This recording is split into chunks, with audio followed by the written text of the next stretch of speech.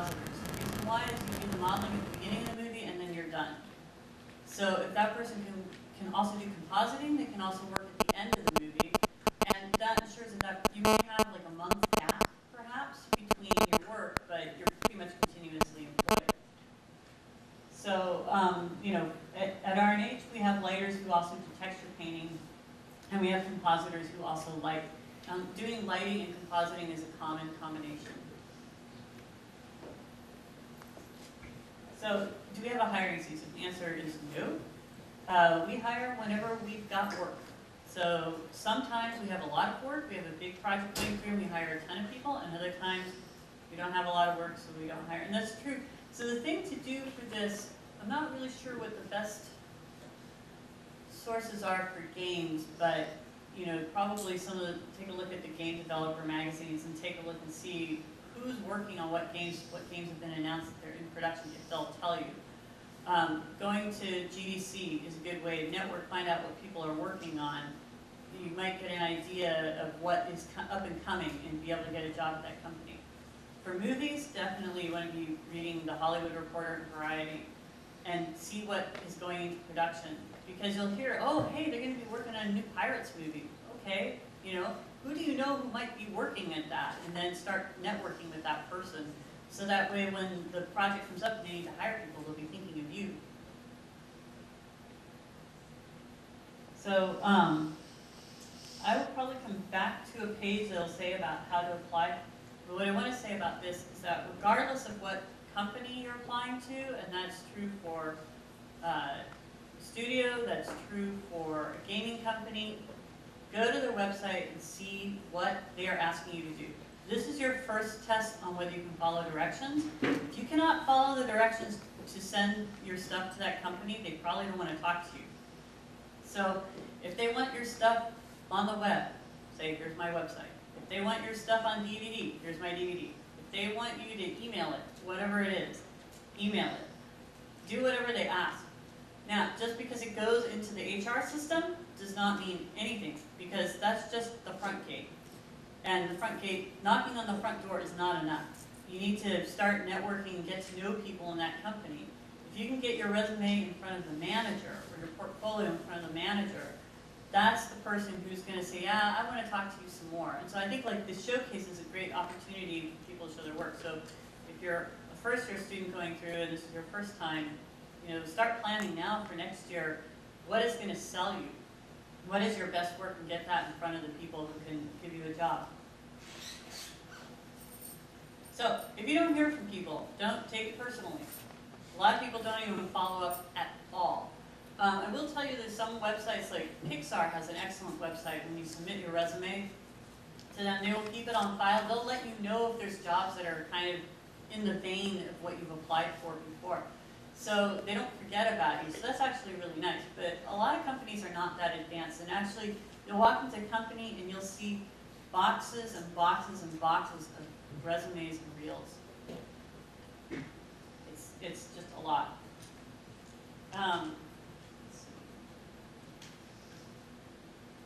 Okay. So I'm just going to go through this and then I go back to the other slide. Some of the different types of jobs, like the set data gathering. Not very many people actually get to do this. It's a really cool job. A lot of people do this, the VG prep, you know, doing rotoscoping and basically removing lines, wires of people hanging, you know, when they're flying through the air and stuff like that. That's an entry-level job. A lot of people do it. A lot of that stuff gets done in India now or elsewhere, but it's pretty boring, but it's work, so it's good.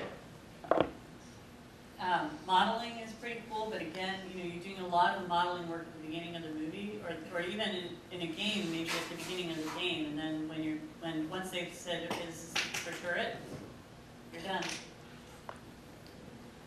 Texture painting, so I mean, I think this is one of the more artistic type jobs where you actually get a chance to maybe have a little bit more say, but basically you're always painting to whatever the director's asking you to.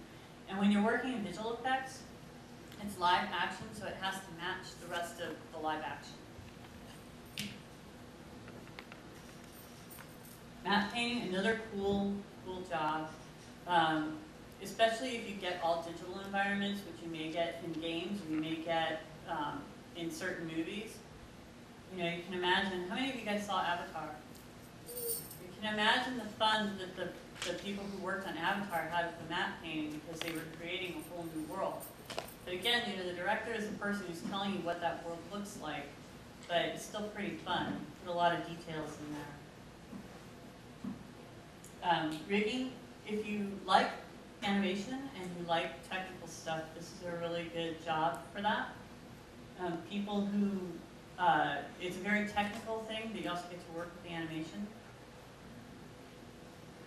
Match move tracking, again, this is one that's not so very exciting, but so a lot of entry-level people get to do this. Animation support, this is also another technical type job where you're working with artists, but basically, in order to keep the animators focused on the animation support people will help get things set up and make sure that things move through the department okay. Character animation, a lot of people will apply for character animator because it's a really well-known type of job. But I will say there's a lot of other cool jobs in animation. And character animator, you know, a lot of people go, oh, I could do that. And it is, it's a pretty awesome job, but you know, there's a lot of other jobs that are just as awesome. So just know that this is very competitive. And I mean, you're acting, so you got to be able to act. Again, technical animators, like I said, they actually are doing a lot of the hair and cloth simulation and things like that. So they have a lot of stuff, and it's also a technical job. Lighting is, again, can be very technical or not. You can actually have a choice in this area. And one thing I want to say about lighting, so shader writers kind of fall under lighting. It's probably one of the highest paid. I mean, in the U.S., you'll be making like $200,000. You can make $200,000. You'll be making over $100,000, and that could even be to start. It's a very technical job. You need to be able to program, but it's also an artistic job, so you need to be able to create the look that, again, in the lighting that the director wants.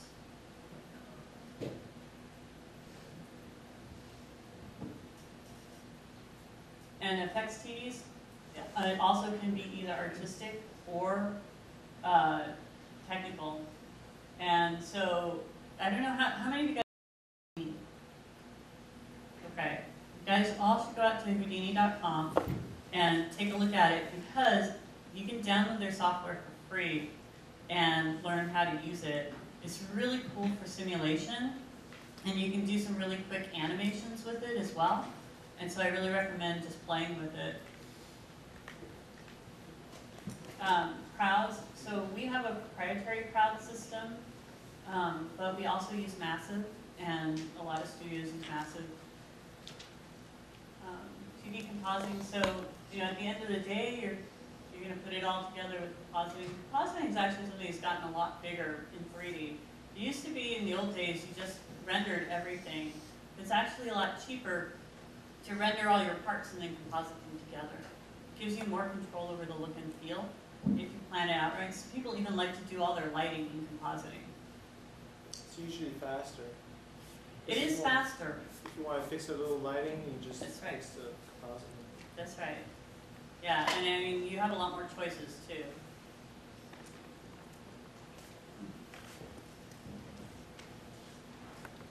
All right, technology and support. So this is kind of where my heart is.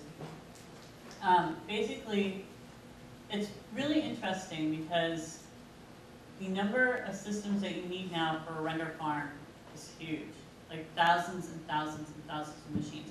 At RNH, we use all of the desktop machines. Like if you leave your desk for like 5 minutes, somebody's rendering on it. Hopefully they don't have a 3-hour render job.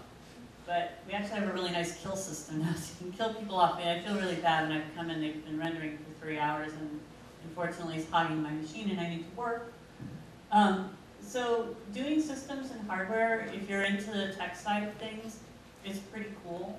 And it's really, really necessary. And there's all sorts of technical challenges. Like for example, my studio, we're multinational, so we have people that we're working with in India, and they're 12.5 hours different.